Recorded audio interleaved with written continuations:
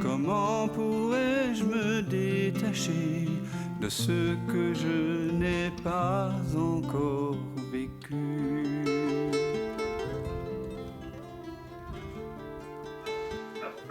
Alors il y a Michel ici qui lève la main. Oui, comme ce qu'on dit est essentiel, je me permets de mettre un grain de sel pour Bernard, qui visiblement est un chercheur, on va dire, Tiens.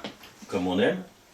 Bonjour Bernard, bonjour à tous. Bonjour. Et je ne pourrais que te recommander de refaire encore et toujours cet exercice de devenir un avec ce qui est le non-moi.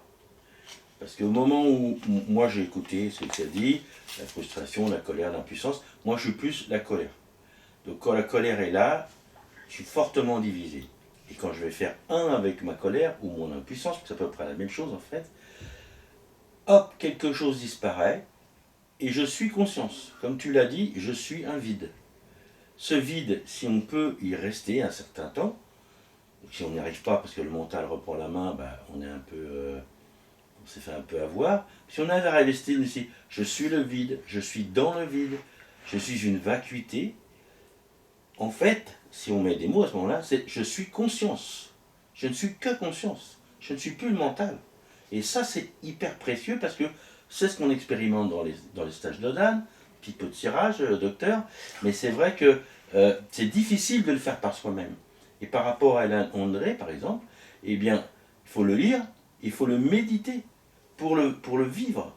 Au moment où je lis « je suis le mental », et notre problème en Occident, il est là. Au moment où je dis « unité », dans Alain André, je crois que ça commence par « unité », après il y a « cœur », après je crois. Quand on lit ces petits chapitres très courts, on les intègre, on les ressent, très important, et on peut, mais je pense que la méthode de Dan est excellente, retrouver cet état de « je suis le vide », ce serait un très beau mantra, et quand on est le vide, quelque chose est conscient. Mais on ne peut pas le dire parce que si je dis « je suis le vide », je suis dans le mental. Donc j'expérimente le vide, et avec l'expérience renouvelée, on s'y trouve bien, on s'y trouve content, on s'y trouve avec cette petite joie pas chère, mais qui est très très précieuse intérieurement, et à force de faire ça, eh bien, les lambeaux du moi s'en vont, et vous pouvez avoir une conscience qui est vide, mais en même temps pleine. Ça, c'est l'étape la plus avancée.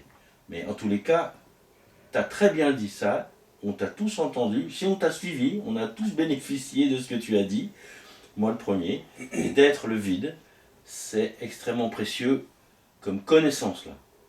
D'être capable de percevoir ça, quand je suis le vide, il n'y a plus de Michel. Merci Bernard.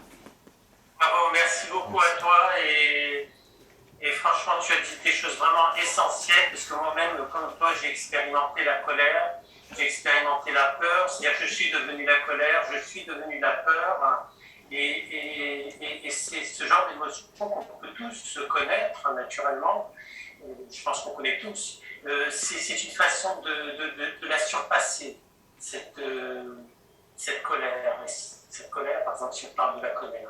Et là, tu l'as très, très, très bien décrit et personnellement, j'adhère beaucoup, j'adhère tout à fait à ce que tu dis. Je suis costaud Bernard, moi. Sans expérience.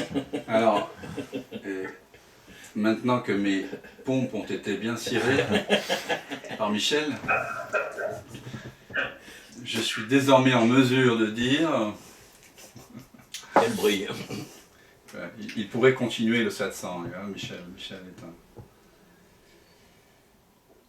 il n'est pas qu'un beau parleur, hein. Il le vit. Et aussi, je connais bien la colère aussi. J'ai été quelqu'un d'extrêmement colérique et qui avait des colères extrêmement violentes. Et oui, bien sûr que quand la colère est en train de s'exprimer dans son intensité, dans son acuité la plus grande, il est rare qu'on ait la présence d'esprit de s'asseoir tout d'un coup, pourquoi pas, et de faire l'unité avec la colère. Ça se passe plutôt autrement. On voit quelles sont les prémices de la colère. La colère vient avec des prémices avant-coureurs telles que la frustration, l'impuissance, un orgueil blessé, hein, le petit hamster dans la roue, etc., le ressassement, la lamentation, etc. Donc il y a des signes avant-coureurs. Et souvent aussi, quand on est touché par quelque chose, avant que la colère naisse, il y a une tristesse tout simplement. On est triste, on est touché, il y a une émotion.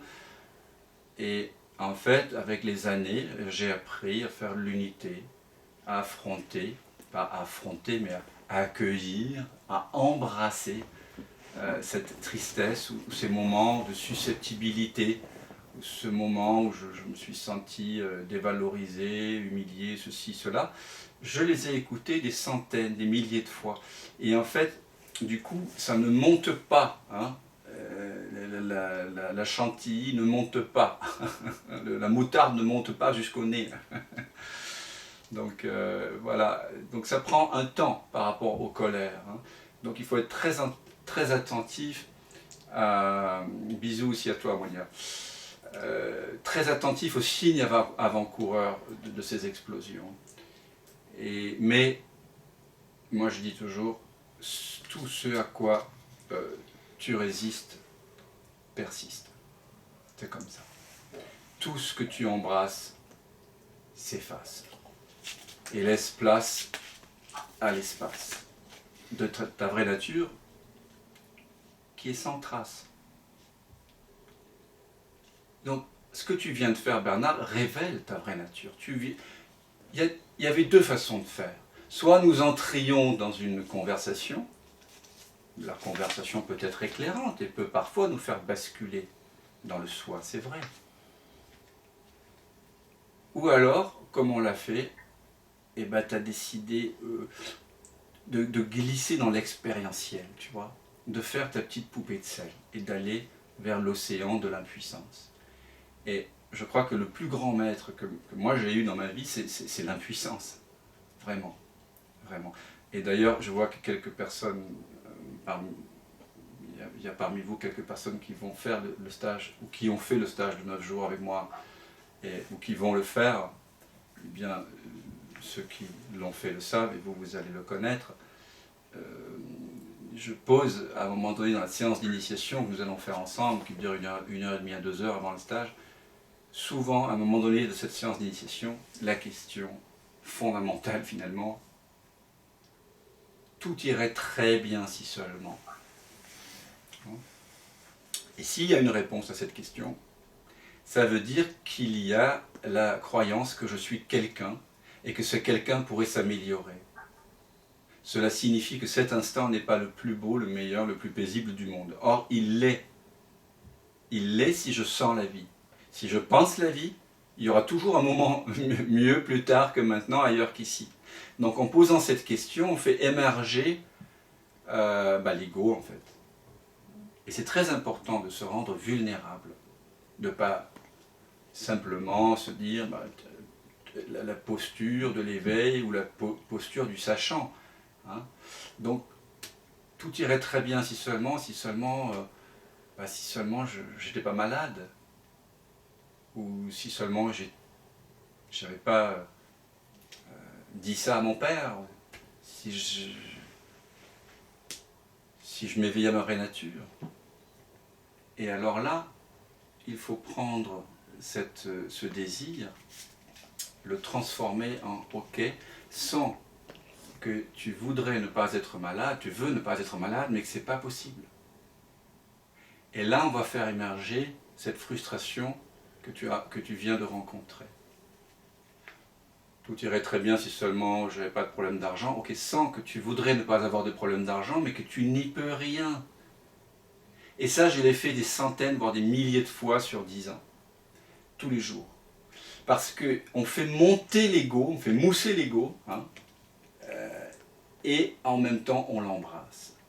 Voilà. Et ça, c'est une façon très saine de révéler la présence. Je ne dis pas que c'est pas bien de faire la méthode de l'Advaita et de se poser la question qui, dans l'Advaita Vedanta, dans l'investigation du soi, on procéderait autrement. On dirait, ok, tu dis vouloir sortir de tes problèmes financiers, mais quel est ce jeu qui a des problèmes financiers? Donc on interrogerait le jeu. Bon, c'est une autre façon de faire, qui est très belle aussi. Mais attention, juste, souvent, on pratique l'investigation du jeu, le retour au vide, sans passer par la case de la rencontre avec nos zones d'ombre. Et par conséquent, ce retour au soi peut, inconsciemment, être un évitement, hein, un ajournement, une façon d'éviter de sentir certaines choses. Et c'est là où voilà, que ceux qui ont des oreilles entendent. Hein, là, on s'adresse voilà, aux gens qui sentent, qui résonnent avec ce que je viens de dire. Hein. Et la plupart des gens qui viennent me voir en séance, qui ont un chemin spirituel ou qui ont par ailleurs, on va dire, certaines problématiques relationnelles ou émotionnelles, mais qui ne veulent plus faire une thérapie classique où la personne qui vous accompagne se prend pour quelqu'un et vous prend pour quelqu'un, qui viennent donc dans un cadre d'accompagnement non duel. Ils viennent aussi parce qu'ils ont beaucoup fait l'investigation du soi, le retournement ou la vision sans tête, qui est un instrument merveilleux, un outil merveilleux que je partage également, ou le neti-neti, le ni ceci ni cela, mais qui l'ont fait et qui en sont conscients, hein, plus ou moins, pour les mauvaises raisons, c'est-à-dire pour fuir certaines sensations, pour fuir certaines rencontres. Mais je vous le dis, hein, de but en blanc, on ne peut pas s'éveiller à sa vraie nature en fuyant quoi que ce soit. Parce que tout va remonter, même si vous allez vers le silence, ça va remonter. C'est obligé. Ce qui a été retenu va remonter. C'est comme ça. C'est comme si vous appuyez sur une mine, le pied sur une mine, ben, au moment où vous allez lâcher le pied, le mine va exploser. Donc voilà. Mais après tout, ce ne sera qu'une explosion, on pourra dire, voilà, feu d'artifice, hein. Mais voilà, on ne peut pas éviter ça. Donc merci Bernard, parce que ça nous a permis de vraiment rencontrer profondément la frustration, l'impuissance. Et ça, il n'y a rien de plus beau, de plus éveilleur que ça. Merci.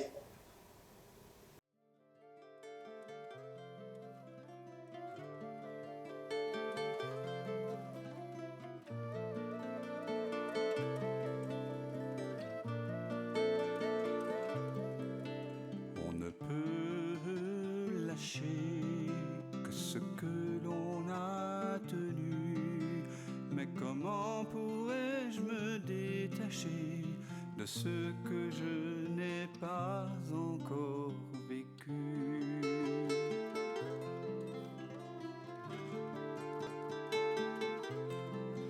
Peux-tu fuir ce qui te trouve et couper le fil ténu de ce pressentiment qui t'éprouve au cœur de cette absence reconnue?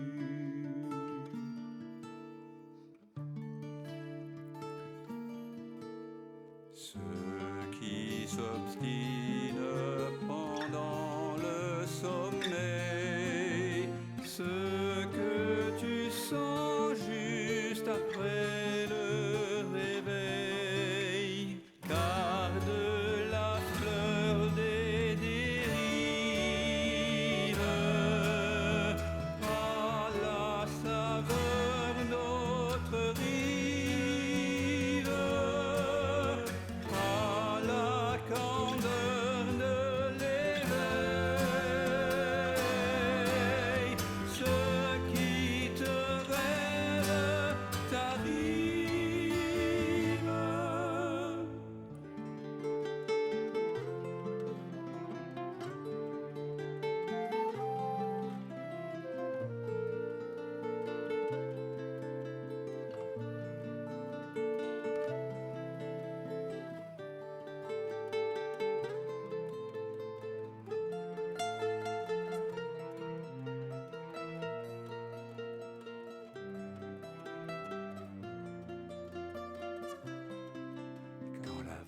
vague se prépare à noyer ton ventre ému. N'aie pas peur, il n'est jamais trop tard pour accueillir le souffle de ta mue.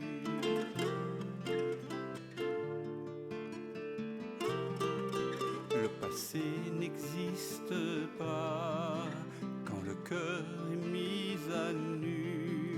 En quittant le vu pour vraiment voir, tu cueilles en toi ce monde entreaperçu.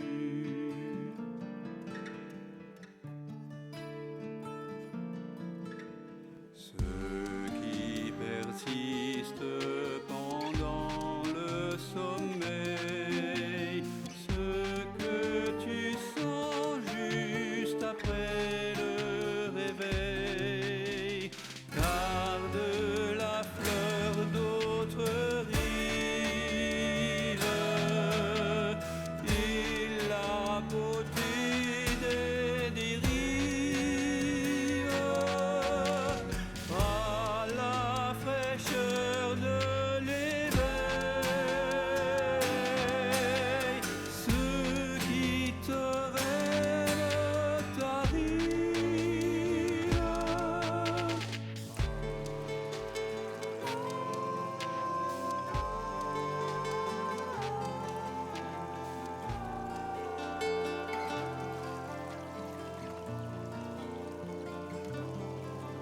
On ne peut lâcher que ce que l'on a tenu. Mais comment pourrais-je me détacher de ce que je n'ai pas encore vécu?